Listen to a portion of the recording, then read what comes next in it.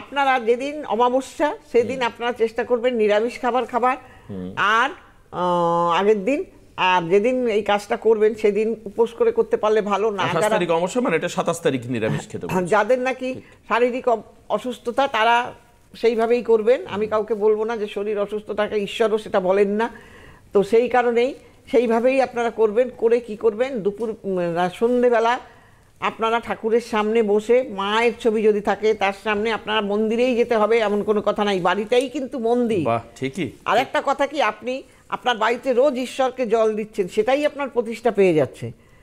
আপনি বাইরে গিয়ে পুজো দিচ্ছেন, সেই প্রতিষ্ঠিত হয়ে যাচ্ছে, আর আপনি যে ঘরে যাকে জল দিচ্ছেন সে প্রতিষ্ঠিত নয়। একদম তাই। যাকে 365 দিন তাহলে তুমি যাকে জল ফুল দিচ্ছ, আরাধনা করছো, যার আমার যে কোনো কিছু হলে আমি প্রথম বাড়ির দেবতার কাছে আগেই তো বাড়ির দেবতাকে করতে হবে।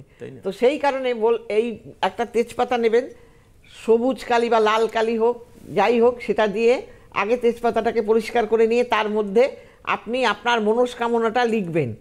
লেখার পর আপনি মায়ের সামনে রেখে দিয়ে আপনি এই মন্ত্রটি বলুন, যতবার পারুন বলুন। ওং কালিকা ওই বিদ্মোহে তন্ন দেবী ঘোরে প্রচোদাত, ওং কালিকা ওই বিদ্মোহে তন্ন দেবী ঘোরে প্রচোদাত। এই মন্ত্রটা আপনি করে যান। আর যদি এই মন্ত্রটাও বলতে না পারেন তাহলে বলুন ওং নমো দক্ষিণা কালিকা ওই নমো, ওং নমো দক্ষিণা কালিকা ওই নমো। এই মন্ত্রটা বলুন। বলার পর কতবার মোটামুটি বলবে? হ্যাঁ, কতবার বলবে মোটামুটি? 108 বার বলতে পারলে ভালো। এবার যে পারবে না সে কমই বলুক।